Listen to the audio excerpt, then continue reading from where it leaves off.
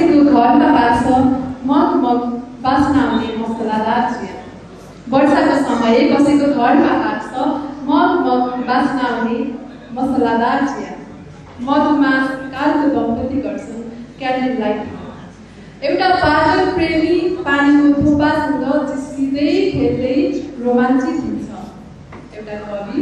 एउटा कवि झ्यालको सिसाको छेउमा बसेर कहिले चप पानीको आवाज सुन्दै कहिले झमझम परेको पानीलाई हेर्दै खाली कागजमा खेलिरहेको हुन्छ अक्षरसँग।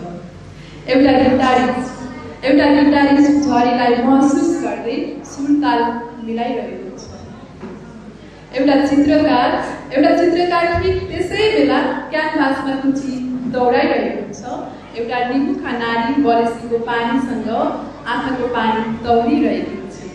एउटा ठिटो पानीको फोका जस्तै फुटेका सपना जोड्न मुखलाई बसेको हुन्छ। कपाल सेतै फुलेको बुढो मान्छे बालापन सम्झिँदै यादका बाछिटाले नेतृत्व गर्छ।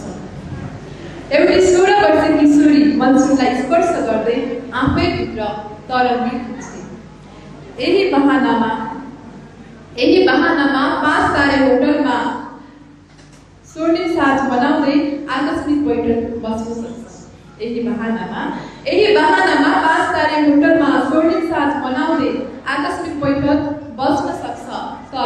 तर बिना मेसै खबरै नगरी आउने झरीले खुसिदिन्छ गरिबको मिठो निधन। तर बिना मेसै खबरै नगरी आउने झरीले खुसिदिन्छ गरिबको मिठो निधन। रातमा छानोबाट देखिने तारा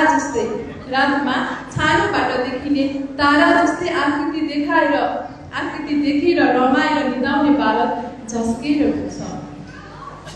रातमा छानोबाट देखिने तारा जस्तै आकृति देखेर रमाएर निदाउने बालक झस्केर हुन्छ। हिजोसम्म पानी ओसारेर आँगनमा खाल्डो भरेर स्विमिङ पुल बनाएर खेल्ने सानो छोरी घरभित्र बसेको पानी देखेर डराउँथे। फेरि सधैँको वर्ष चाहिँ आज पनि गरिबको एक थान सपना बगाएर